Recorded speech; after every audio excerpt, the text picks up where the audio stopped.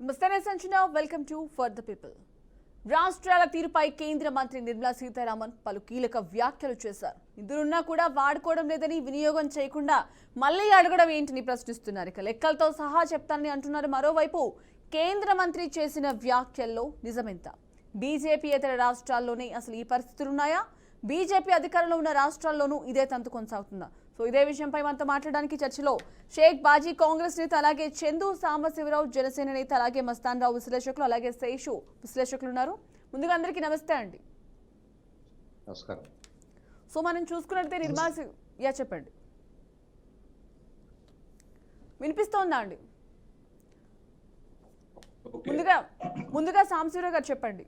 So మనం చూసుకున్నట్లయితే Nirmala Sitharaman budget అయితే విడుదల చేశారు. ఈ నేపథ్యంలో పలు కామెంట్స్ కూడా చేశారు. సో నిధులు విడుదల చేశారు, బట్ విడుదల చేసిన నిధులు ఏవైతే ఉన్నాయో అవి ప్రాపర్గా మీకు యూజ్ చేసుకోవడం రావట్లేదు అని చేసిన కామెంట్స్లో అసలు ఎంతవరకు నిజం ఉందంటారు?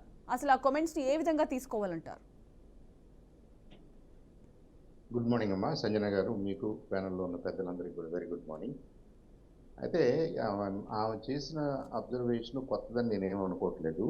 ఫర్ సమ్ డికేడ్స్ ఇవి భారతదేశంలో అన్ని రాష్ట్రాల్లో జరుగుతున్న విషయమే. కేంద్ర ప్రభుత్వం బడ్జెట్లో కొంత నిధులు కేటాయించినప్పుడు ఆ నిధుల్ని కేంద్రం సరైన సమయంలో రిలీజ్ చేయగలుగుతుందా లేదా అనేది ఒక క్వశ్చన్ అయితే, అసలు ఆయా రాష్ట్రాలు ఆ ప్రాజెక్ట్స్ని ఎఫెక్టివ్గా ఇంప్లిమెంట్ చేసి ఆ నిధుల్ని వాడుకోగలుగుతున్నాయా అనేది రెండో ప్రశ్న. జనరల్గా మీ బ్లేమ్ గేమ్ ఉంటుంది. కేంద్రం మాకు సరిగ్గా సహాయం చేయట్లేదని రాష్ట్రాలు అంటూ ఉంటాయి. అలాగే రాష్ట్రాలు సరిగ్గా సరైన టైంలో వాడుకోవట్లేదని కేంద్రం ఉండొచ్చు. ఏదేమైనప్పటికీ నిజం ఏంటంటే, ఉదాహరణకి ఎంపీ ల్యాడ్స్ విషయం చూద్దాం. ఈ మధ్య నేను ఒక రిపోర్ట్ చూశాను. అవుట్ ఆఫ్ 740+ ఎంపీస్ 500 ఎంపీస్ కూడా ఎఫెక్టివ్గా వాళ్ళ ఇయర్లీ ఫండ్స్ వాడుకోరట, ఎంపీ ల్యాడ్స్ ఫండ్స్. కొంతమంది అయితే జీరో, అసలు ఏమీ వాడుకోరు. ఎందుకు వాడుకోరంటే, నేను నా కాన్స్టిట్యున్సీలో పలానా ఊరికి ఏదైనా చేస్తే, పలానా రోడ్ అంటే, పలానా బిల్డింగ్ అంటే మిగతా వాళ్ళ కోపం వస్తుందేమో, నాకెందుకు అని అసలుకే వదిలేస్తారనమాట. ఇలాగే రాష్ట్రాల్లో మనకేమవుతుంది, ఇప్పుడు యూనియన్ లిస్ట్ ఉంది, స్టేట్ లిస్ట్ ఉంది, కామన్ లిస్ట్ ఉంది, కంబైన్డ్ లిస్ట్ ఉంది. ఈ లిస్టులో ఉన్నప్పుడు ఒక లిస్టులో ఉన్న అంశానికి కేంద్రం, సపోజ్ స్టేట్ లిస్టులో ఉన్న అంశం మీద కేంద్రం ఒక పథకాన్ని అనౌన్స్ చేసినప్పుడు కేంద్రానికి ఎంత బాధ్యత ఉంటుందో రాష్ట్రానికి కూడా అంతే బాధ్యత ఉంటుంది. ఉదాహరణకి హైవేస్ చూద్దాం. మనం హైవేస్ పలానా రాష్ట్రంలో పలానా హైవే శాంక్షన్ చేసామని కేంద్రం అన్నప్పుడు, నేషనల్ హైవే శాంక్షన్ చేసాం, కొత్త రూట్ శాంక్షన్ చేసాం, ఉన్నదానికి ఎక్స్పాన్షన్ శాంక్షన్ చేసామని అన్నప్పుడు land acquisition, land related issues అన్ని కూడా ఆ రాష్ట్రం చూసుకోవాలి, త్వరితగతిన చూసుకోవాలి. వాళ్ళు చూసుకోగలిగితే, క్లియర్ చేయగలిగితే ఆ ప్రాజెక్ట్ ఇనిషియేట్ అవుద్ది, కంప్లీట్ అవుద్ది, ఆన్ టైమ్ ఆ ఫండ్స్ను వాడుకున్నట్టు అవుతుంది. ఇక్కడ ఈ ప్రాసెస్ మొత్తంలో స్టేట్స్ చేయాల్సిన పనులు స్టేట్స్ ఇన్ టైం చేసుకోలేక, for various legal and other political reasons ఆ ఫండ్స్ను వాళ్ళు వాడుకోలేకపోతున్నారు అనుకోండి, ఈ ఐటమ్ ఇలాగే ఉండిపోద్ది. ఎన్నాళ్ళు? 5 ఏళ్ళు, 10 ఏళ్ళు, 15 ఏళ్ళు, 20 ఏళ్ళు. అంటే మనకు నిజంగా వెనక్కి చూస్తే 1990స్లో లేదా 2000స్లో ఒక 10-15 ఇయర్స్ బ్యాక్ మాట్లాడిన ప్రాజెక్టు, దానికి ఇచ్చినటువంటి కేటాయింపులు ఇవాళ కూడా వాడుకునే పరిస్థితులు ఉంటాయి. స్పెసిఫిక్గా నంబర్స్, స్పెసిఫిక్గా ప్రాజెక్ట్స్ ప్రాబ్లీ నిర్మలా సీతారామన్ గారు పబ్లిష్ చేస్తారు, చూద్దాం.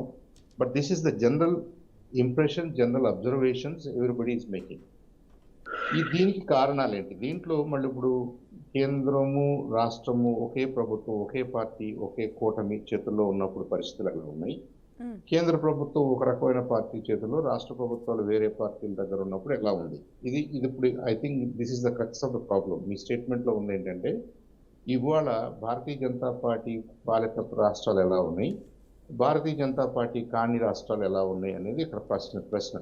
ఓకే, జనరల్గా ఆ వ్యత్యాసం ఏదైనా ఉన్నప్పుడు స్టేట్స్ ఆర్గ్యుమెంట్ ఏముంటుంది?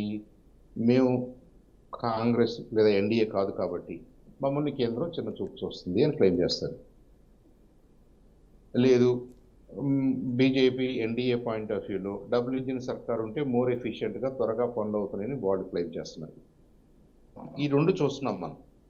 ఈ రెండింటి మధ్యలో ఆబ్జెక్టివ్గా రియల్ ఎకనామిక్ టర్మ్స్లో, రియల్ డెవలప్మెంట్ టర్మ్స్లో కనుక మనం విశ్లేషించినట్టయితే, కేంద్రం బడ్జెట్లో శాంక్షన్ అయిన ప్రాజెక్టు కేంద్రం బడ్జెట్ ఆల్రెడీ ఇచ్చేసింది, దానికి కావాల్సిన కేటాయింపులు కమిట్ అయింది అని అనుకున్న తర్వాత ఇంకా నా ఉద్దేశం కేంద్రాన్ని బ్లేమ్ చేయడానికి పెద్దగా ఏముండదు.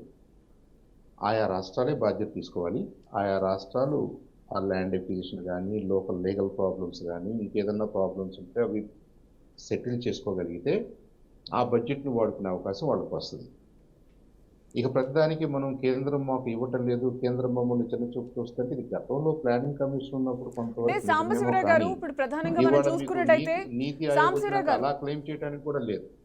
Yes ma'am. సో ప్రధానంగా మనం చూసుకున్నట్టయితే ప్రతి దానికి కూడా ప్రతి ప్రాజెక్ట్ కి మనం ఒక బడ్జెట్ ఒకటి చెప్తాం. సో ప్రతిదీ వాళ్ళు ఏదైతే మనం అడిగామో సో అది నిధులు ప్రాపర్గా ఇస్తున్నారా, ఇవ్వట్లేదు కదా. సో ఇవ్వడంలో కూడా లేట్ అవుతుంది. సో అడిగినంత నిధులు ఇవ్వట్లేదు. సో మనం అలాంటప్పుడు ఎలా ప్రాపర్గా యూజ్ చేసుకుంటాం అంటే ఇప్పుడు తన నిర్మలా సీతారామన్ సో ప్రాపర్గా లెక్కలతో సహా చెప్తా మీకు యూజ్ చేసుకోవడం రావట్లేదు. అసలు ప్రాపర్గా నిధులు వస్తున్నాయా, నిధులు వస్తున్నాయని మీరు అనుకుంటున్నారా? అంటే I ten to support Nirmala Sitharaman గారు. ఎందుకంటే ఫర్ ద ఫాలోయింగ్ రీజన్స్. ఇవాళ మనకి నీతి ఆయోగ్ ఉంది. ఇవాళ కరెంట్ సిచ్యువేషన్ చూసుకున్నాం. అందరూ సీఎంలందరూ దాంట్లో మెంబర్స్గా ఉన్నారు. ఒకసారి బడ్జెట్ ఎలకేషన్స్ అయిపోయిన తర్వాత కేంద్రం కమిట్మెంట్ ఇచ్చిన తర్వాత దాన్ని సకాలంలో వాడుకోగలుగుతున్నారా లేదా అనేది ముందు రాష్ట్రం ఆన్సర్ చేయాలి దానికి, ఆ క్వశ్చన్కి. రాష్ట్రం మేమంతా రెడీగానే ఉన్నాం, from our side we are clean 100% for the project to go ahead అని అన్నప్పుడు అప్పుడు బడ్జెట్ రిలీజ్ కావట్లేదు, మీకు డబ్బులు రిలీజ్ కావట్లేదు అనే క్వశ్చన్ వచ్చినప్పుడు వీళ్ళకి అనేక మార్గాలు ఉన్నాయి. దాన్ని రైజ్ చేయడానికి పార్లమెంట్ ఉంది, దాన్ని రైజ్ చేయడానికి నీతి ఆయోగ్ ఉంది. మీరు ఎంటైర్ కంట్రీ ముందు ఒక ప్రస్తావన తీసుకొచ్చినప్పుడు ఐ థింక్ కేంద్ర ప్రభుత్వానికి అంత ఈజీగా ఉండదు తప్పుకోవడానికి. పైగా తప్పుకోవాల్సిన అవసరం కూడా ఎక్కువగా ఉండకపోవచ్చు. ఉదాహరణకి రాష్ట్రాలకు అసలు డబ్బులు ఇప్పుడు ఎలా వస్తున్నాయి? జనరల్ డివల్యూషన్లో కొంత వస్తాయి, జిఎస్టీ కంపెన్సేషన్ కింద కొంత వస్తాయి, స్పెషల్ అసిస్టెన్స్ కింద కొంత రావచ్చు, ప్రత్యేక పరిస్థితుల్లో ఉన్న రాష్ట్రాలకి అడిషనల్ ఫండింగ్ రావచ్చు. ఇదంతా కూడా దీంట్లో ట్రాన్స్పరెన్సీ ఉంటుంది కదమ్మా. మనకేం తెలియకుండా ఎవరో మా రాష్ట్రం కాబట్టి, మా ప్రాంతం కాబట్టి మేము ఎక్కువ డబ్బులు ఇచ్చేసాము అనే అంత అవకాశాలు ఉండవు. ఏదో కొద్దిగా ఏదో 1 or 2% పార్షియాలిటీ ఉంటుందా, సబ్జెక్టివ్గా డెసిషన్ మేకింగ్ ఉంటుందా అంటే అది హ్యూమన్. దాన్ని పక్కన పెట్టేస్తే గ్రాస్గా మీరు భారతీయ జనతా పార్టీ లేదా ఎన్డీఏ కూటమిలో లేరు కాబట్టి మీ రాష్ట్రానికి మేము డబ్బులు ఇవ్వము అనే పరిస్థితి కేంద్రానికి ఉంటుందా? It becomes illegal, it becomes unconstitutional straight away. అలా అనడానికి అవకాశం లేదు. కాబట్టి రాష్ట్రాలు కూడా కొంత ప్రొయాక్టివ్గా పనిచేయాల్సిన అవసరం ఉంటుంది. రాష్ట్రాలు తమ వంతు తమ చేసి ఆ ఫండ్స్ని వినియోగించుకోవడానికి ఏమేమి కావాలో ఆ మార్గాలు అయితే డెఫినెట్గా వాళ్ళు వెతుక్కోవాలి. That is efficiency of the local governments. దాని మీదే ఆధారపడి ఉంటుంది. ఇప్పుడు ఫైనాన్స్ కమిషన్ ద్వారా వచ్చే ఫండ్స్ మీరు అడిగేది లేదు, వాళ్ళు ఇచ్చేది లేదు, ఆటోమేటిక్గా వచ్చేస్తాయి మీకు. అలాగే జిఎస్టీ కంపెన్సేషన్ మీకు వస్తుంది, జనరల్ డివల్యూషన్ మీకు వస్తుంది. ఇక ఎక్కడ డిస్కషన్ ఎక్కడ వస్తుంది? మీ రాష్ట్రం జియోగ్రాఫికల్లీ ఎక్కడ ఉంది, మీ రాష్ట్రం మీద నేషనల్ ఇంట్రెస్ట్ ఎంత ఉంది, మీ రాష్ట్రం మీద నేషనల్ సెక్యూరిటీ పాయింట్ ఆఫ్ వ్యూలో ఎంత కన్సర్న్స్ ఉన్నాయి అనే దాన్ని బట్టి కొద్దిగా అడిషనల్ ఫండింగ్ ఉండొచ్చు. అది దేశం కోసం మనం చేయాల్సిందే. ఆఫ్టర్ ఆల్ వీఆర్ ఒక యూనియన్గా ఉన్నాం కాబట్టి మనం ఆ రాష్ట్రానికి అంత ఎందుకు ఇచ్చారు, మా రాష్ట్రానికి ఎంత ఎందుకు ఇచ్చారు అనే డిస్కషన్ కూడా జస్టిఫికేషన్ ఉంటుంది.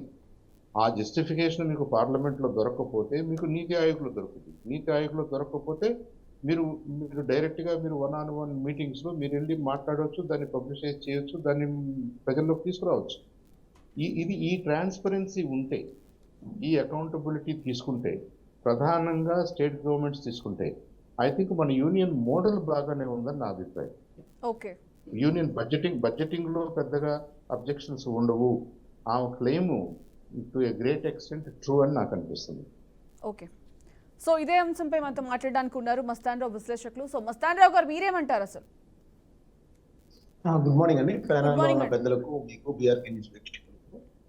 ఇప్పుడు కేంద్ర ప్రభుత్వం రాష్ట్రాలకు నిధులు ఇచ్చే విషయంలో రకరకాలుగా వస్తాయి నిధులు.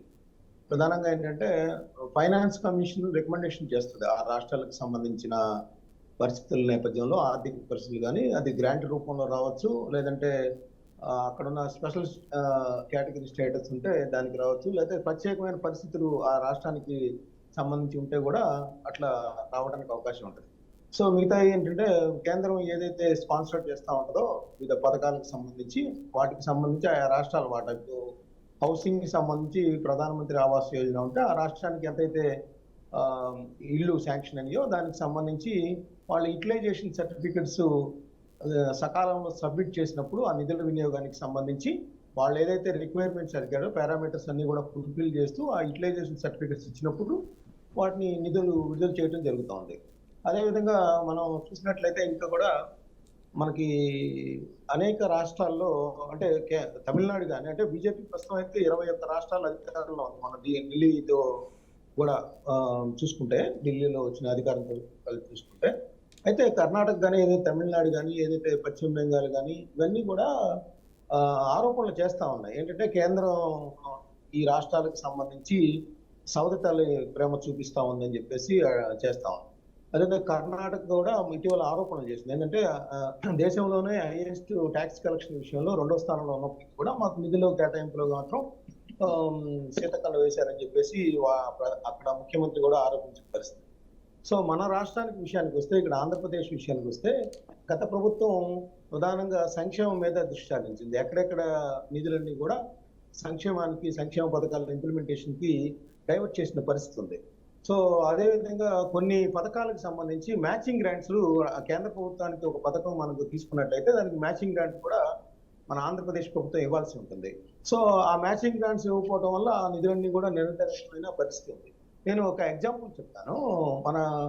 మన ఆంధ్రప్రదేశ్లో ఉన్న డిగ్రీ కళాశాలలు పీజీ కళాశాలకు సంబంధించి రూసా 1 రూసా 2 అని రూసా అంటే రాష్ట్రీయ ఉच्चतर శిక్ష అభియాన్ అంటారు. రూసా నిధులు 357 కోట్ల రూపాయలు 70 సంస్థలకు సంబంధించి కేంద్రం కేటాయించింది. అయితే ఆ రూసా నిధులకు సంబంధించి రాష్ట్ర ప్రభుత్వం అసలు ఏ కోశానా కూడా కాన్సన్ట్రేట్ చేయలేదు. నిజానికి ఆ నిధులన్నీ ఉపయోగించుకుంటే రాష్ట్రంలో డిగ్రీ కాలేజీలు కానీ పీజీ కాలేజీలు కానీ వాటికి సంబంధించిన మౌలిక సదుపాయాలు కానీ విద్యార్థులకు ఏదైతే నీడ్స్ ఉంటాయో వాటన్నిటిని కూడా కంప్యూటర్స్ ల్యాబ్స్ లాంటి ఇతరత్ర అడ్వాన్స్డ్ టెక్నాలజీ వాటినన్నింటినీ కూడా ఇంప్లిమెంట్ చేయడానికి అవకాశం ఉండేది. కానీ మ్యాచింగ్ గ్రాంట్స్ ఇవ్వాల్సి వస్తుంది అనే వీళ్ళ నిధుల లభ్యత లేకపోవడంతో వాటన్నిటిని కూడా నిర్లక్ష్యం చేసిన పరిస్థితి ఉంది. ఇప్పుడు దాన్నే పిఎం ఉషా పథకంగా తీసుకొచ్చారు. కానీ రూసా 1 రూసా 2లో ఏదైతే మనం ఫండ్స్ యూటిలైజ్ చేసుకోలేదో అవన్నీ కూడా వెనక్కిపోయిన పరిస్థితి ఉంది. ఇప్పుడు వెళ్ళి అడిగినా కూడా అసలు ఆ నిధులే మీరు ఎందుకు యూటిలైజ్ చేసుకోలేకపోయారు, ఇప్పుడు మళ్ళీ అడగటం ఏంటనేది ప్రశ్న వస్తుంది. అదేవిధంగా మన పంచాయతీలకు సంబంధించి దాదాపు గత ముఖ్యమంత్రి గారికి కూడా చంద్రబాబు నాయుడు గారి అధికారంలోకి వచ్చిన తర్వాత దాదాపు 8,269 కోట్ల రూపాయలు పంచాయతీరాజ్ నిధులు కేంద్రం కేటాయించిన పరిస్థితి ఉంటే వాటన్నిటిని కూడా గత ప్రభుత్వం వివిధ పథకాలకు డైవర్ట్ చేసిన పరిస్థితి. అదేవిధంగా కొన్ని నిధులు స్పెషల్ పర్పస్ వెహికల్ కింద కేటాయిస్తూ ఉంటారు.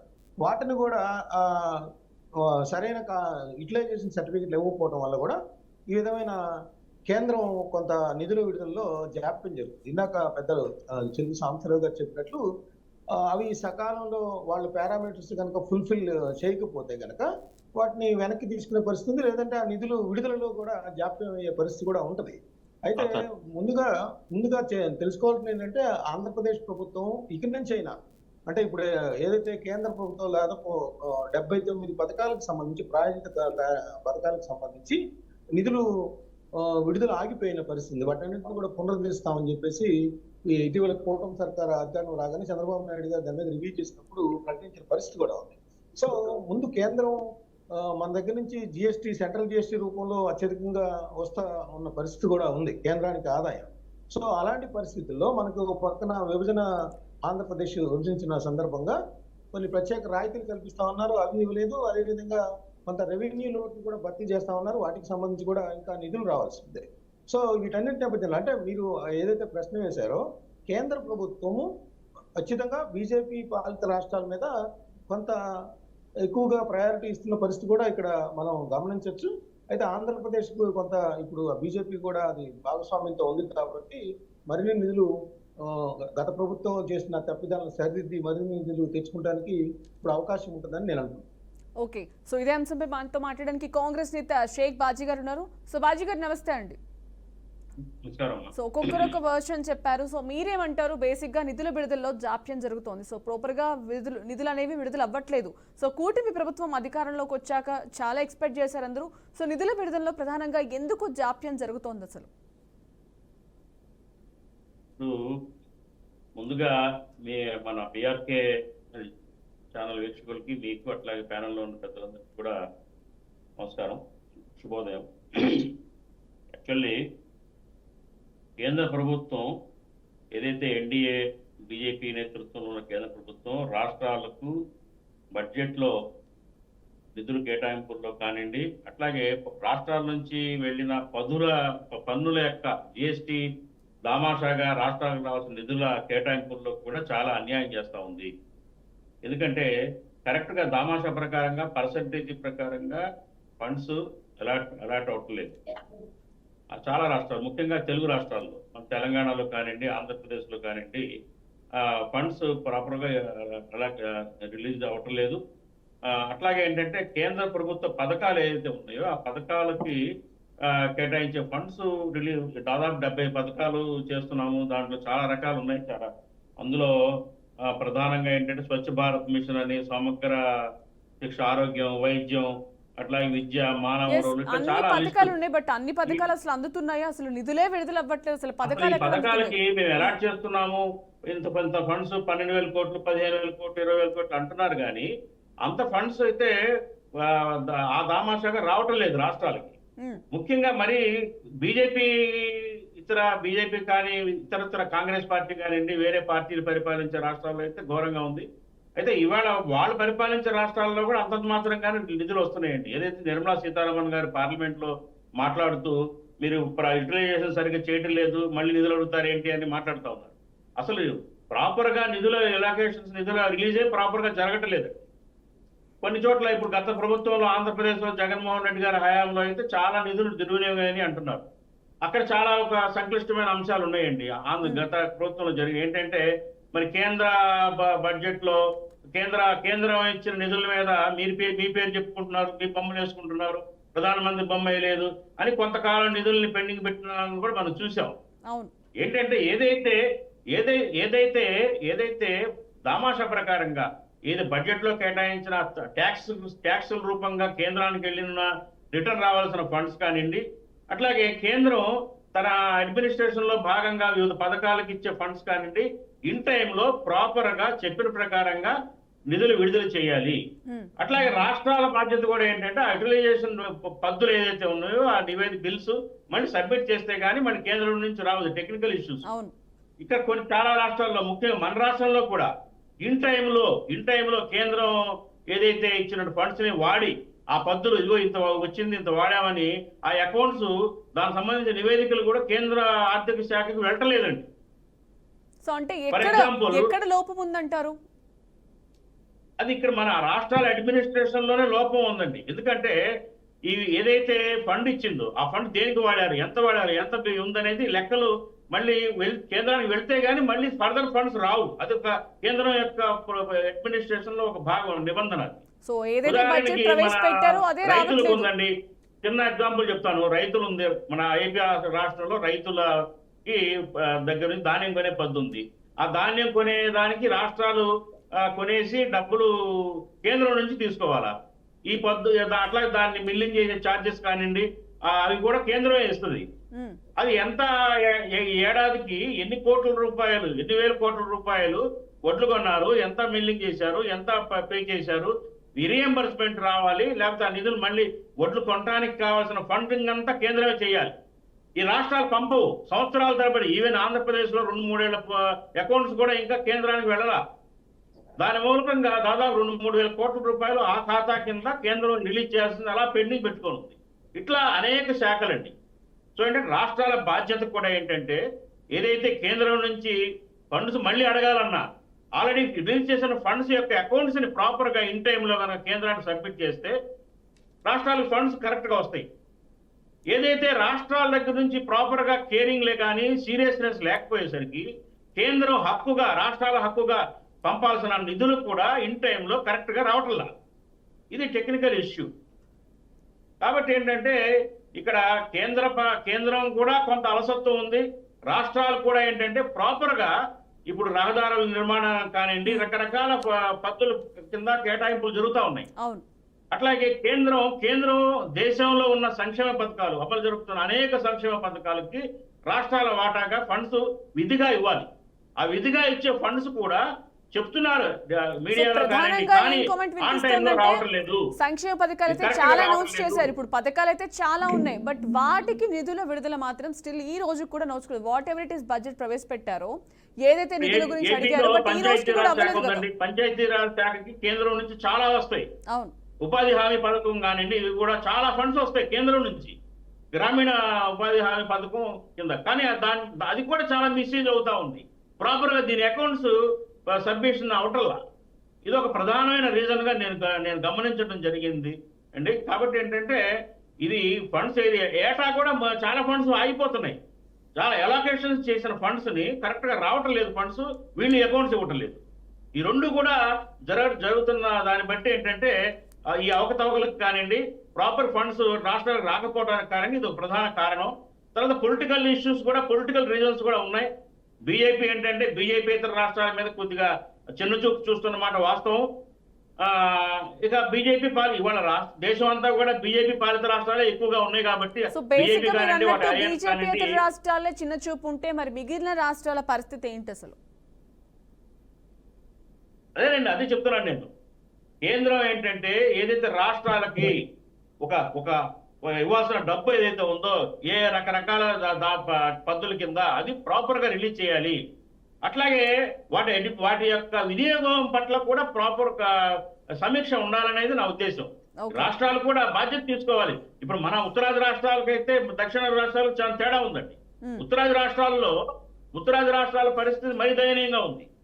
ఫండ్స్ వస్తున్నాయి కానీ యూటిలైజేషన్ ప్రాపర్ గా లేదు. ఫండ్స్ మనకంటే ఎక్కువ ఉత్తరాది రాష్ట్రాలకే ఫండ్స్ ఎక్కువ వస్తున్నాయి, కానీ యూటిలైజేషన్ రిపోర్ట్స్ ఏదైతే ఉందో ప్రాపర్ గా చాలా ఇంప్రాపర్ గా వెళ్తున్నాయంటే ఇది ప్రధానంగా ఉన్న సమస్య, టెక్నికల్ గా ఉన్న సమస్య నేను గుర్తించింది. అట్లాగే ఏంటంటే రాష్ట్రాల్లో కూడా ఏంటంటే ఈ పథకాలు ఏదైతే ఉన్నాయో కేంద్ర ప్రభుత్వ పథకాలని కేంద్ర ప్రభుత్వ పథకాలుగా ప్రకటించట్లా చాలా రాష్ట్రాలు. స్టేట్ గవర్నమెంట్లే వాళ్లే డబ్బు ఇచ్చి వాళ్ళ నిధులతోనే రాష్ట్రమే చేస్తున్నట్టుగా ప్రచారం చేసుకుంటా ఉన్నారు. ఇక్కడ కొంత రాష్ట్ర కేంద్ర ప్రభుత్వాల మధ్య ఆ గవర్నమెంట్ అయినా వాళ్ళ గవర్నమెంట్ అయినా విపక్షాల గవర్నమెంట్ అయినా కానీ ఏంటంటే ఒక కమ్యూనికేషన్ కానీ ఒక కోఆర్డినేషన్ ప్రాపర్ గా లేదు అన్నది నా అబ్జర్వేషన్. ఓకే అండి శేషు గారితో మాట్లాడే ముందు ఫర్ ద పీపుల్ వచ్చిన బ్రేక్ తీసుకుందాం. Stay with us. Yes, welcome back to for the people. So ఇదే అంశంపై మనతో మాట్లాడడానికి విశ్లేషకులు శేషు గారు ఉన్నారు. నమస్తే శేషు గారు. సో అందరు వర్షన్స్ చెప్పారు. సో చివరిగా మీరు ఏమంటారు అసలు? సో అంటే ఒక్కొక్కరు ఒక వర్షన్ వినిపించారు. సో రాష్ట్రాల తీరుపై కేంద్ర మంత్రి నిర్మలా సీతారామన్ కీలక వ్యాఖ్యలు చేశారు. సో ఒక్కొక్కరు ఒక వర్షన్ వినిపించారు. సో ప్రధానంగా వినిపిస్తోంది ఏంటంటే నిధుల జాప్యం జరుగుతోంది, సో ఏది ప్రాపర్గా విడుదల అవ్వట్లేదని చెప్పేసి కూడా అన్నారు. అందుకే లేట్ అవుతోంది. సో చెప్పిన పథకాలు కూడా అమలు అవ్వట్లేదు. అది బీజేపీ ఇతర రాష్ట్రాల్లో కూడా కావచ్చు, ఇతర ప్రాంతాల్లో కూడా కావచ్చు. సో మీరేమంటారు? అందరికీ నమస్కారం. కేంద్ర ఆర్థిక మంత్రి నిర్మలా సీతారామన్ గారు బడ్జెట్ ప్రవేశపెట్టిన తర్వాత తెలంగాణ ముఖ్యమంత్రితో సహా మరికొన్ని రాష్ట్రాల ముఖ్యమంత్రులు ఒక కామెంట్ చేశారు. ఏం చేశారంటే, కేంద్ర ప్రభుత్వము మా రాష్ట్రాలకు ప్రత్యేక ప్రతిపాదన నిధులు ఏమీ ఇవ్వలేదు, రాష్ట్రాలను కేంద్ర ప్రభుత్వం చిన్న చూపు చూస్తుంది అనేటటువంటి విమర్శలు చేశారు. ఆ విమర్శల్లోకి సమాధానం చెప్పే దాంట్లో భాగంగానే నిర్మలా సీతారామన్ గారు కూడా కొన్ని వ్యాఖ్యలు చేశారు. ఏంటి అనంటే, నిధులు ఉన్నప్పటికీ కూడా వాడుకోకుండా మళ్ళా నిధులు అడగటం ఏంటి అనేటటువంటి ఒక వ్యాఖ్య చేశారు. అంటే మా దగ్గర నిధులు ఉన్నాయి, ఆ నిధులను రాష్ట్రాలు వాడుకోవటం లేదు, వాడుకోకుండా మళ్ళా నిధులు మేము ఇవ్వట్లేదు, మళ్ళీ నిధులు అడగటం ఏంటి అనేటటువంటి ఒక నెపాన్ని రాష్ట్రాలపైకి నెట్టేసింది. ఇప్పుడే కాదండి, గత కొంతకాలంగా అనేక సందర్భాల్లో రాష్ట్రాలు కేంద్రం పైన ఈ విధమైనటువంటి అసంతృప్తి వ్యక్తం చేయడం మనం చూస్తూనే ఉన్నాం. ఎందుకంటే ఫెడరల్ సిస్టమ్ లో రాష్ట్రాలను ఆర్థికంగా ఆదుకునేటటువంటి బాధ్యత కేంద్రానికి ఉంటుంది. ఎందుకంటే కేంద్రం బలమైనటువంటి కేంద్రం కదా రాష్ట్రాలతో పోల్చినప్పుడు. కాబట్టి ఆ విధమైనటువంటి వెసులుబాట్లు, ఆ విధమైనటువంటి హక్కులు రాజ్యాంగం కల్పించింది అనేటటువంటి విషయాన్ని గమనించాలి. ముఖ్యంగా ఇప్పుడు ప్రస్తుతం దేశవ్యాప్తంగా సౌత్ ఇండియా స్టేట్స్ ఈ విధమైనటువంటి ఆరోపణలు చేస్తున్నాయి. కేంద్రము మమ్మల్ని చిన్నచూపు చూస్తుంది, బడ్జెట్ లో మాకు ప్రత్యేకమైనటువంటి కేటాయింపులు చేయటం లేదు అనేటటువంటి ఒక ప్రస్తావన తరచూ తెస్తున్నాయనేటటువంటి విషయాన్ని గమనించాలి. అయితే కేంద్రం నుండి రాష్ట్రాలకు ఏ ఏ అంశాల రూపంలో నిధులు వస్తాయనేది మనం ఒక్కసారి చూడాలి. ఒకటి, కేంద్ర పన్నుల్లో రాష్ట్రాల వాటా రూపంలో వస్తాయి. రెండోది, కేంద్ర ప్రాయోజిత పథకాల రూపంలో రాష్ట్రాలకు వాళ్ళ వాటా నిధులు వస్తాయి. మూడోది, గ్రాంట్ ఇన్ ఎయిడ్ కింద రాష్ట్రాలకు కేంద్రం నుంచి నిధులు వస్తాయి. నాలుగోది, ప్రత్యేక కేటాయింపుల రూపంలో కూడా కేంద్రం నుండి రాష్ట్రాలకు నిధులు వస్తాయి. ఈ 4 రూపాలలో నిధులు వచ్చేటటువంటి అంశం ఉంది. అయితే ఇక్కడ కేంద్ర రాష్ట్ర ప్రభుత్వాల మధ్య సమన్వయం లేకపోవటం వల్ల అనేక సందర్భాలలో ఒక్కొక్క రాష్ట్రానికి ఒక్కొక్క ప్రాధాన్యత ఉంటుంది. ఆ ప్రాధాన్యతకు సంబంధించినటువంటి నిధులు విడుదల చేయమంటే కేంద్రం విడుదల చేయదు, ఎందుకంటే నిబంధనలు ఒప్పుకోవాలి. కేంద్రం దగ్గర ఉన్నటువంటి నిధులను వాడుకోవటానికి రాష్ట్రాలు సుముఖంగా ఉండవు, అవి మాకు అవసరం లేదు అనేటటువంటి ఉద్దేశంతో ఉంటాయి. ఉదాహరణకు మీకు మొన్న బడ్జెట్ లో ఏ రాష్ట్రాలైతే విద్యుత్ సంస్కరణలు అమలు చేస్తాయో ఆ రాష్ట్రాలకు 0.5% అదనంగా నిధులు ఇస్తాము అనేటటువంటిది ఒక నిబంధన పెట్టారు. ఇక్కడ నిబంధన ఏంటది? విద్యుత్ సంస్కరణలు అమలు చేయాలని. విద్యుత్ సంస్కరణలు అమలు చేయడానికి ఆయా రాష్ట్రాలు ముందుకు రానటువంటి పక్షంలో అక్కడ కేంద్రం దగ్గర ఉన్నటువంటి 0.5% నిధులను వాడుకోవటానికి సిద్ధపడవు అనేటటువంటి విషయాన్ని గమనించాలి. అది నిబంధన. అయితే తెలంగాణ రాష్ట్ర ప్రభుత్వము మొన్న కేంద్ర ప్రభుత్వం బడ్జెట్ ప్రవేశపెట్టడానికి ముందు కొన్ని ప్రతిపాదనలు ఇచ్చింది. ఎంత ఇచ్చింది? 1.63 లక్షల కోట్ల రూపాయలకు నిధులకు సంబంధించినటువంటి ప్రతిపాదనలు ఇచ్చింది. ఆ ప్రతిపాదనలు ఏ ఒక్కటి కూడా కేంద్రం పరిగణలోకి తీసుకొని నిధులు ఇవ్వలేదు. అప్పుడు తెలంగాణ రాష్ట్ర ప్రభుత్వం ఏమనాలా? కేంద్రం నిధులు ఇచ్చిందనాలా, ఇవ్వలేదు అని అనాలా? ఇది పెద్ద సంశయం. రెండోది, చాలా ఆరోపణలు వస్తున్నటువంటిది ఏంటంటే కేంద్ర ప్రభుత్వ పన్నులలో రాష్ట్రాల వాటా. ఈ రాష్ట్రాల వాటాని ఎవరు నిర్ణయిస్తారు? ఆర్థిక సంఘం నిర్ణయిస్తుంది. ఎంతగా నిర్ణయించింది? 41% నిధులను ఇవ్వాలనేటటువంటిది ఒక నిబంధన, ఒక రూల్ పెట్టింది. మరి ఇస్తున్నారా? ఇవ్వటం లేదు. ఎందుకు ఇవ్వటం లేదంటే రాష్ట్రాలకు ఇప్పుడు కేంద్ర ప్రభుత్వానికి జిఎస్టి రూపంలో ప్రతి నెల 1.96 లక్షల కోట్ల రూపాయల నిధులు వస్తున్నాయి. అంటే విపరీతమైనటువంటి నిధులు వస్తున్నాయి. ఆ నిధుల్లో రాష్ట్రాల వాటా ఇవ్వాల్సినటువంటి అవసరం ఉంది. ఇవాళ పెండింగ్ నిధులు ఎన్ని ఉన్నాయి కేంద్రం దగ్గర? ఎందుకు ఇవ్వట్లేదు? పూర్తి స్థాయిలో ఇవ్వాలి కదా ఏ ఆర్థిక సంవత్సరానికి ఆర్థిక సంవత్సరం. మరి పెండింగ్ నిధులు ఎందుకు పెట్టుకుంటుంది అనేటటువంటి విషయాన్ని కూడా గమనించాలి కదా. ఇవాళ దువ్వూరి సుబ్బారావు ఆర్బీఐ మాజీ గవర్నరు ఇటీవల ఒక వ్యాఖ్య చేశారు, చాలా కీలకమైనటువంటి వ్యాఖ్య. ఏంటి అంటే రాష్ట్రాలకు ఆర్థిక సంఘం నిర్ణయించినటువంటి నిధులను కేంద్ర ప్రభుత్వం ఇవ్వట్లేదన్నారు. ఇక్కడ 16వ ఆర్థిక సంఘం నిర్ణయించిన నిధుల శాతం ఎంత? 41%. ఎంత ఇవ్వాలా? 60-40 రేషియోలో రాష్ట్రాలకు 40% ఇవ్వాల్సినటువంటి అవసరం ఉంది. అయితే ఇక్కడ కేంద్రము ఒక కొత్త సిస్టాన్ని తీసుకొచ్చింది. 100కు 100% పన్నులు తీసుకుంటే రాష్ట్రాలకు 40% నిధులు ఇవ్వాలి. కాబట్టి 100% పన్నులు కాకుండా 20% సెస్సులు సర్చార్జీల రూపంలో తీసుకుంటుంది. సెస్సులు సర్చార్జీల రూపంలో తీసుకుంటే వాటిని రాష్ట్రాలకు పంచనవసరం లేదు. అంటే 100 రూపాయలలో 100 రూపాయలు పన్ను తీసుకుంటే రాష్ట్రానికి 40 రూపాయలు ఇవ్వాలి. కానీ కేంద్రం ఏం చేస్తుంది? టెక్నికల్ గా సెస్ సర్చార్జీల రూపంలో 20 రూపాయలు తీసుకుంటుంది. అంటే 80 రూపాయలలో రాష్ట్రాలకు 40% ఇవ్వాలా, అంటే 30 రూపాయలు ఇవ్వాల్సినటువంటి అవసరం వస్తుంది. అట్లా రాష్ట్రాలు అనేక రకాలైనటువంటి అభ్యంతరాలు వ్యక్తం చేస్తున్నాయి. కేంద్రము మాకు సకాలంలో నిధులు విడుదల చేయట్లేదు, హక్కుగా రాజ్యాంగం ప్రకారంగా మాకు రావాల్సినటువంటి నిధులు కూడా ఇవ్వటం లేదు అనేటటువంటి ఆరోపణలు చేస్తుంది. ఇది ఒక అంశం. రెండోది, కొన్ని ప్రతిష్టాత్మకమైనటువంటి ప్రాజెక్ట్స్ ఉంటాయండి. ఉదాహరణకు స్మార్ట్ సిటీ ప్రాజెక్ట్ ఉంది. స్మార్ట్ సిటీ ప్రాజెక్ట్ లో రాష్ట్రాలు పెట్టేటటువంటి నిధులతో పాటు మ్యాచింగ్ గ్రాంట్ ఇవ్వాల్సినటువంటి అవసరం ఉంటుంది. ఇవాళ దేశవ్యాప్తంగా ఉన్నటువంటి అనేక స్మార్ట్ సిటీ ప్రాజెక్టులు 5 సంవత్సరాల్లో పూర్తి కావాల్సిన స్మార్ట్ సిటీ ప్రాజెక్టులు ఇంకా నత్తనడకన కొనసాగుతున్నాయి. లాస్ట్ బడ్జెట్ లో మరొక సంవత్సరాన్ని పొడిగించింది ఇదే నిర్మలా సీతారామన్ గారు. ఎందుకంటే ఆ ప్రాజెక్టులు పూర్తి కాలేదు కాబట్టి. ఎందుకు పూర్తి కాలేదు ఆ ప్రాజెక్టులు? కేంద్ర ప్రభుత్వం ఇచ్చేటటువంటి మ్యాచింగ్ గ్రాంట్స్ సకాలంలో ఇవ్వకపోవటం వల్ల రాష్ట్రాలలో ఈ స్మార్ట్ సిటీ ప్రాజెక్టులను పూర్తి చేయలేకపోతున్నారు అనేటటువంటిది ఒకటి. అంటే కేంద్రము హక్కుగా రాష్ట్రాలకు ఇచ్చేటటువంటి నిధులను ఇవ్వట్లేదు అనేది, వాళ్ళ దగ్గర ఉన్న నిధులు వాడుకోవటం లేదు అనేది కేంద్రం చెప్తుంది. బట్ ఇక్కడ నిబంధనలు ఉండాలి, నిబంధనలు అడ్డొస్తున్నాయి. రెండోది, రాష్ట్ర ప్రభుత్వాలు కూడా డిపిఆర్స్ డీటెయిల్ ప్రాజెక్ట్ రిపోర్ట్స్ సరిగ్గా ఇవ్వటం లేదు, యూటిలైజేషన్ ప్రాజెక్ట్స్ కూడా ఇవ్వటం లేదు అనేటటువంటి నెపంతో కేంద్ర ప్రభుత్వం కూడా నిధులు విడుదల చేయట్లేదు. అయితే ఇక్కడ మనం గమనించాల్సినటువంటి ఒక విషయం ఏంటంటే, కేంద్ర ప్రభుత్వము అనేక టార్గెట్స్ తీసుకుంది. ఆత్మనిర్భర భారత్ 2047 నాటికి వికసిత్ భారత్ లక్ష్యాన్ని చేరుకోవాలి అనేటటువంటి తీసుకున్నారు. నీతి ఆయోగ్ ఏర్పాటు అవుతున్నప్పుడు 2015లో ఒక బ్యూటిఫుల్ అంశం చెప్పారండి, కానీ ఎవరు పాటించరు.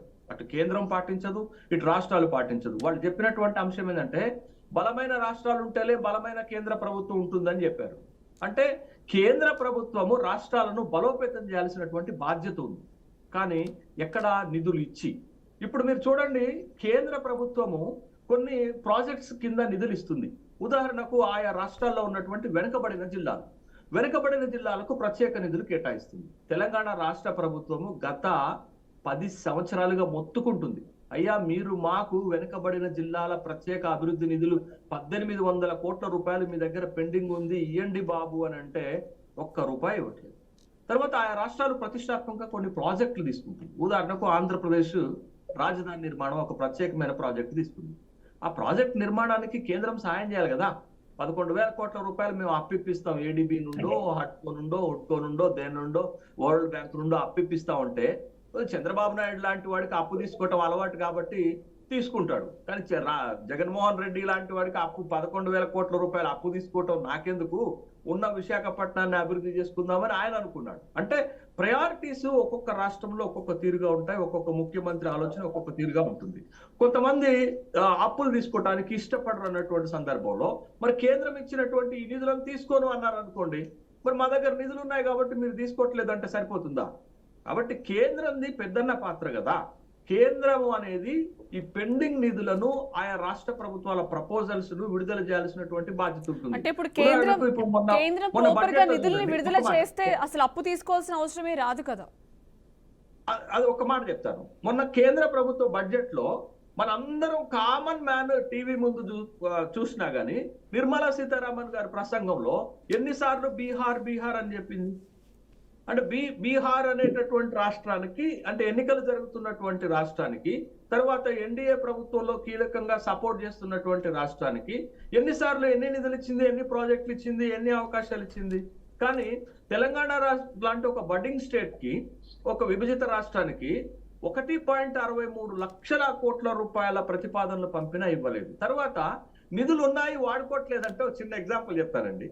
గత బడ్జెట్ లోను మొన్న బడ్జెట్ లోను ఒక కొత్త పథకాన్ని తీసుకొచ్చారు. ఏంటి ఆ పథకం అంటే, 1.5 లక్షల కోట్ల రూపాయల అప్పులు వడ్డీ లేని రుణాలు రాష్ట్రాలకు ఇస్తాము అని చెప్పింది. 1.5 లక్షల కోట్ల రూపాయల వడ్డీ లేని రుణాలను రాష్ట్రాలకు ఇస్తామని దాంట్లో పెట్టారు.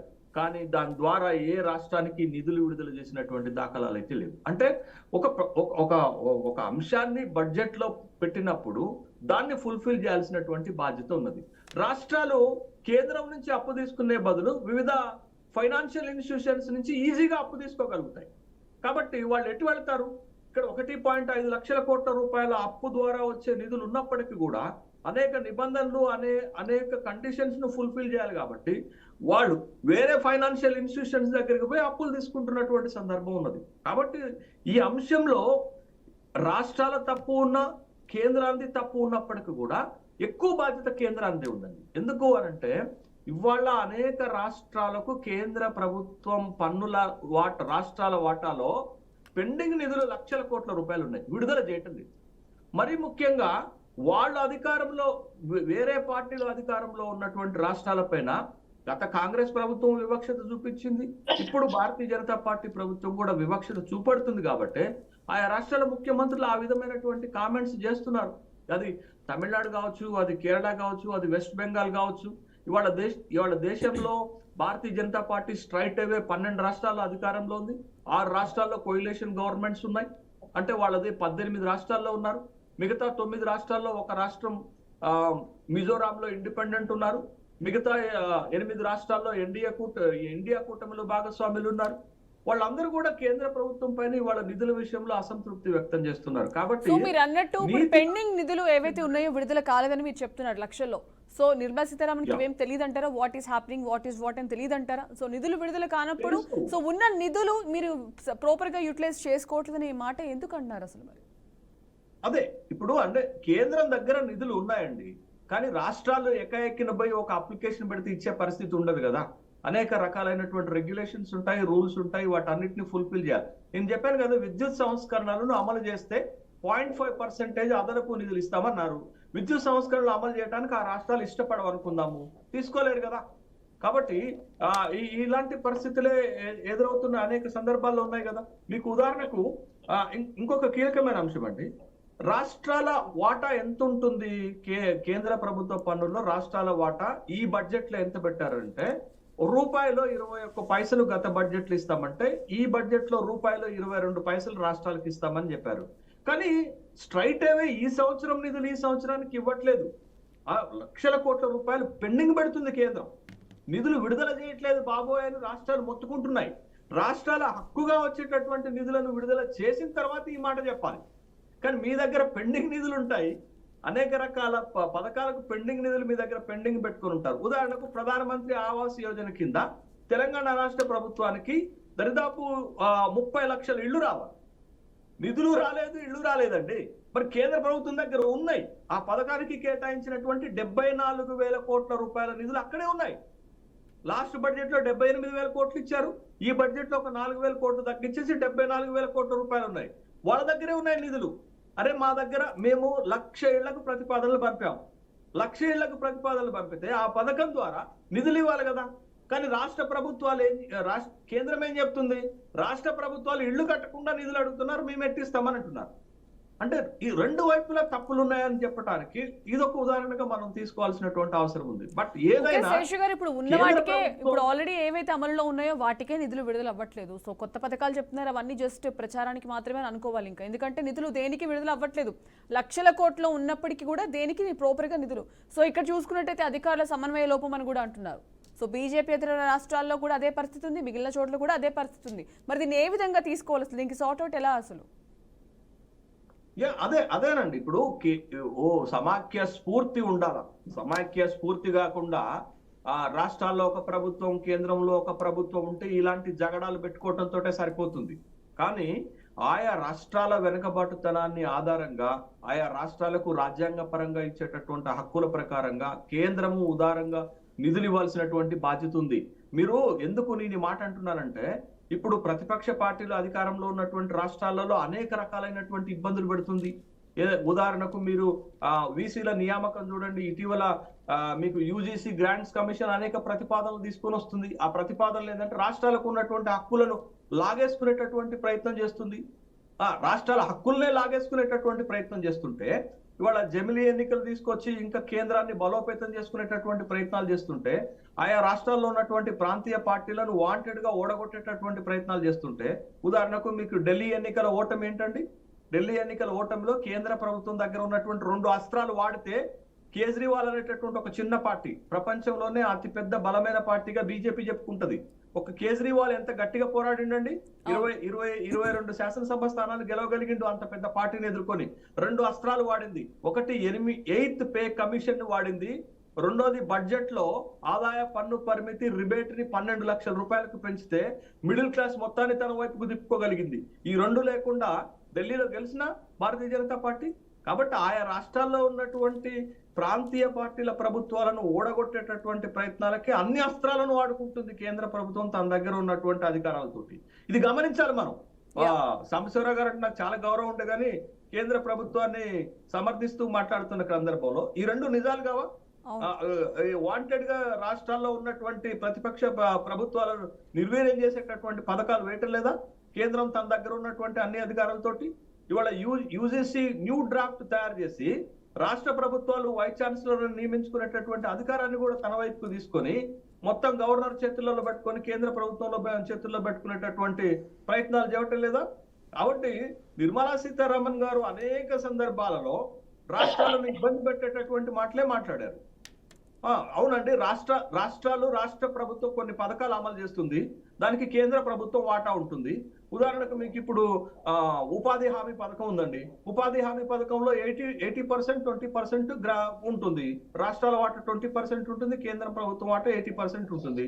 తర్వాత బియ్యం ఇచ్చేటటువంటి పథకంలో కూడా వాటా ఉంటుంది. అంత మాత్రం చేత కేంద్ర ప్రభుత్వం డబ్బులు రాష్ట్రాల నుంచి వెళ్ళిన డబ్బులే కదా. వాళ్ళ బొమ్మలు వాళ్ళ పథకాలు వాళ్ళ పేర్లు పెట్టుకోవాలని బాబ్జీ గారు కూడా అంటున్నారు. ఎందుకు పెట్టాలండి? ఒక్కొక్క రాష్ట్రంలో ఒక్కొక్క ప్రతిష్టాత్మకమైన పథకం తీసుకుంటే ఆ రాష్ట్రాలు ఆ పథకాలను అమలు చేస్తుంటాయి. దానికి కేంద్రం సహాయం చేస్తుంది. పెట్టాలా పెట్టకపోవాలా అనేది ఆ రాష్ట్ర ప్రభుత్వాలు విచక్షణ పైన ఉంటుంది. అదేం రూల్ కాదు కదా. పెట్టాలంటలేదు శేష్ గారు, పెట్టడం లేదని ఫండ్స్ ఆపుతున్నారు. అది చెప్పింది పెట్టాల్సిన అవసరం ఏంటని నేను అంటున్నాను. పెట్టడం లేదని అడ్డుపడుతున్నారు. అట్లా బాబు గారు, ప్రధానమంత్రి కిసాన్ సమ్మాన్ యోజన కింద కేంద్ర ప్రభుత్వం 6,000 రూపాయలు ఇస్తే మీ రాష్ట్ర ప్రభుత్వం 13,000 రూపాయలు ఇచ్చింది. ఎవరి పేరు పెట్టుకోవాలా? మ్యాచింగ్ గ్రాంట్ కింద అది కేంద్రం నుండి వచ్చింది. కేంద్రం ఎక్కడిది?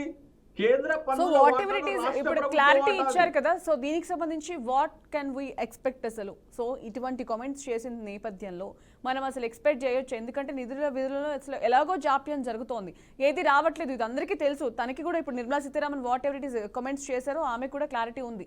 అయినా కూడా ఇలా చెప్పినప్పటికీ మనం ఏం ఎక్స్పెక్ట్ చేయొచ్చు అంటారు?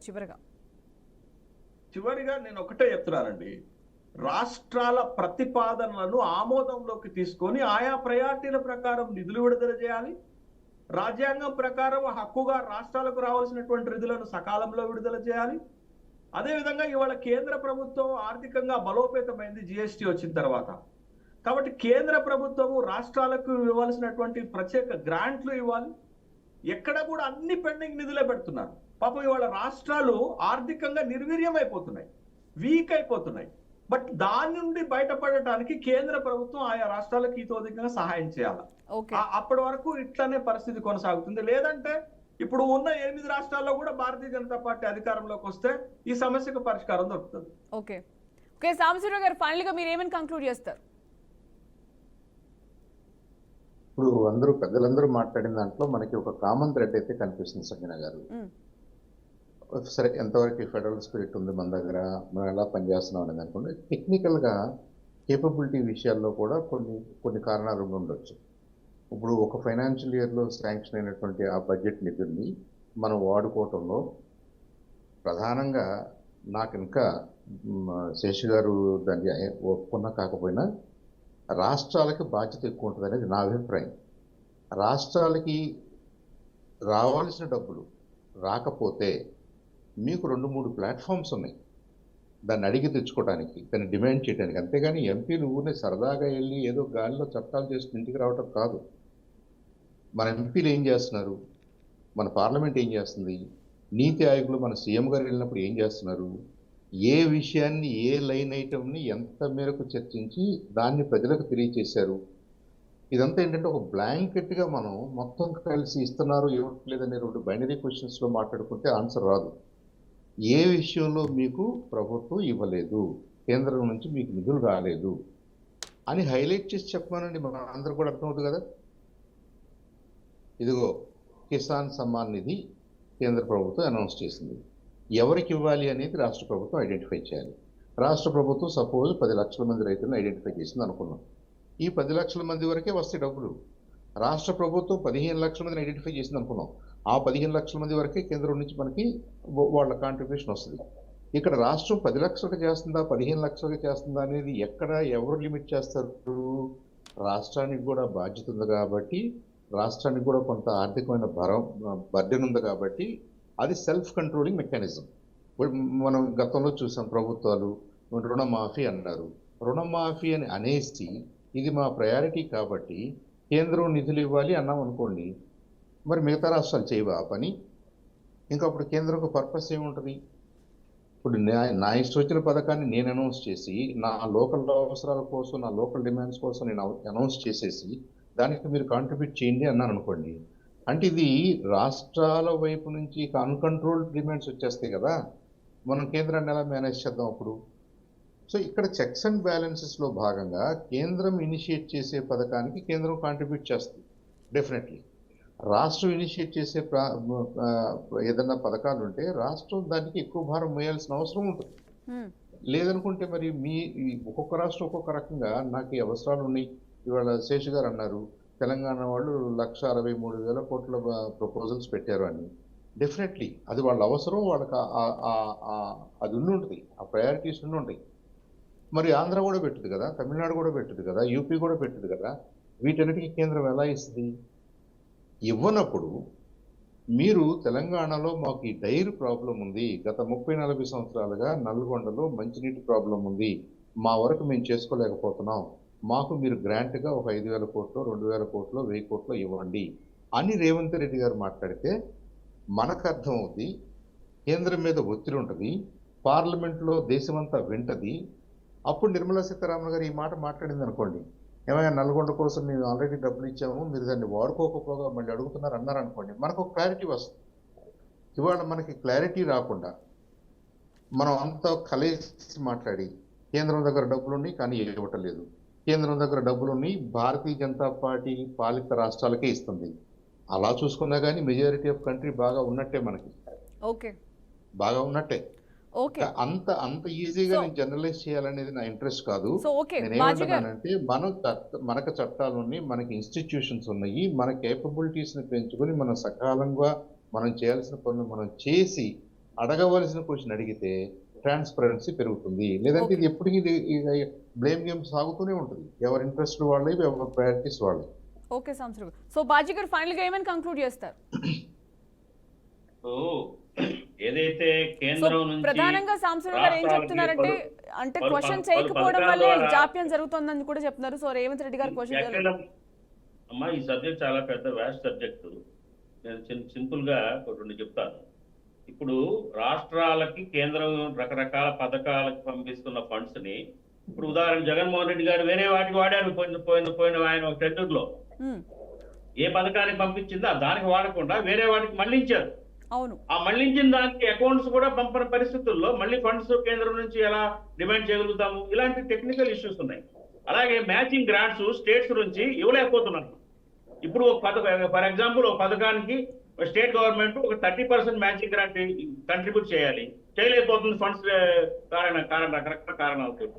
అప్పుడు ఆ పథకానికి సెంటర్ నుంచి రావాల్సినవి కూడా ఆగిపోతున్నాయి. సో ఇలాంటి ఇష్యూస్ ఏదైతే ఉందో మళ్ళీ ఇంకొక ఇష్యూ ఉందమ్మా. ఏంటంటే గతంలో డైరెక్ట్ గా స్టేట్ ట్రెజరీకి పంపించేవాళ్ళు సెంట్రల్ ఫండ్స్, ఇవాళ రిజర్వ్ బ్యాంక్ వస్తుంది. అట్లా స్టేట్ నోడల్ ఏజెన్సీకి రాష్ట్ర ప్రభుత్వాలు మ్యాచింగ్ గ్రాంట్ సెంట్రల్ ఫండ్ రెండు కలిపి పంపాలా. అది 30 days దాటితే 7% యాన్యువల్ ఇంట్రెస్ట్ తోటి మళ్ళీ కేంద్రానికి కట్టాలా స్టేట్ గవర్నమెంట్.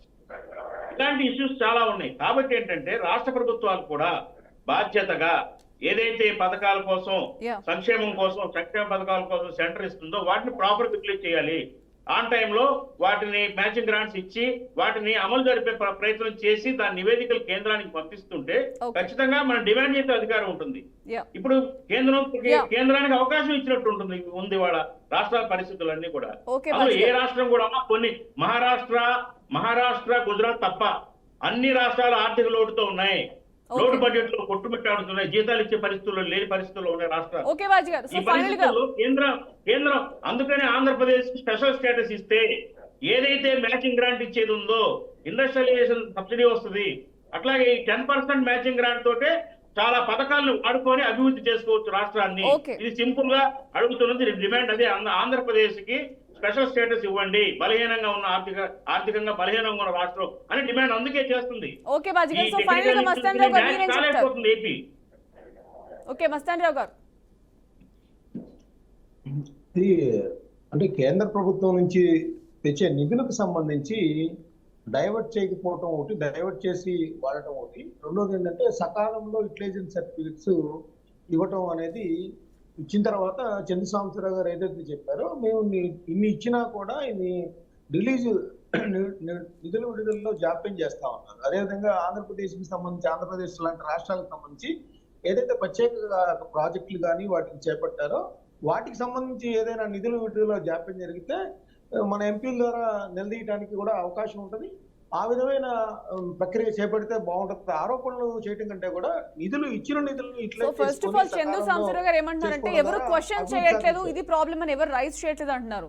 సో మస్తాన్రావు గారు, బాజీ గారు ఏమంటున్నారంటే నిధులు ఎవరైతే వస్తున్నాయో ఆ నిధులు డైవర్షన్ ఎక్కువ జరుగుతుందని చెప్పేసి అంటున్నారు. సో అసలు ఎలా చేయాలి, ఏం చేయాలి అంటే ఇక్కడ మనకి ప్రత్యక్షంగా కనిపిస్తుందండి. ఇప్పుడు జలజీవన్ మిషన్ కి సంబంధించి అంటే గ్రామాల్లో ప్రతి ఇంటికి తాగునీరు తీసుకెళ్ళడానికి ఒక ప్రాజెక్ట్ ని అనౌన్స్ చేసింది కేంద్ర ప్రభుత్వం. దానికి సంబంధించి 15,000 కోట్ల రూపాయలకు పైగా కేటాయిస్తే కేవలం 2-3 వేల కోట్ల రూపాయలు మాత్రమే ఉపయోగించుకోగలిగాం ఆంధ్రప్రదేశ్ నుంచి. దానికి కారణం ఏంటంటే మ్యాచింగ్ గ్రాంట్ లేదంటే యూటిలైజేషన్ సర్టిఫికెట్స్ Okay. సకాలంలో సబ్మిట్ చేయకపోవడం. సో ఇట్లాంటి ఎగ్జాంపుల్స్ చాలా చెప్పుకోవచ్చు. నేను అనేది ఏంటంటే ముందు మనకి ప్రత్యేక నిధుల తర్వాత ముందు కేటాయించిన నిధులకు Okay. సంబంధించి మ్యాచింగ్ గ్రాంట్స్ కి విడుదల చేయడం, యూటిలైజేషన్ సర్టిఫికెట్ సకాలంలో సబ్మిట్ చేయడం ద్వారా కొంతమటికి ఈ ఆరోపణలకి అడ్డుకట్ట వేయచ్చు. Okay. ఆంధ్రప్రదేశ్ ప్రభుత్వం కనుక ఆ విధమైన జాగ్రత్తలు తీసుకుంటే ప్రజలు కూడా హర్షిస్తారు. ఓకే అండి, థ్యాంక్ యూ అండి. ముందుగా చర్చలో పాల్గొన్న అందరికీ కూడా థ్యాంక్ యూ సో మచ్ అండి. అలాగే షేక్ బాజీ గారు, అలాగే చందు సాంబశివరావు గారు, అలాగే మస్తాన్ రావు గారు, అలాగే శేషు గారు, థ్యాంక్ యూ సో మచ్ అండి. That's all for now. ఇది వాల్టి ఫర్ ద పీపుల్ డిబేట్.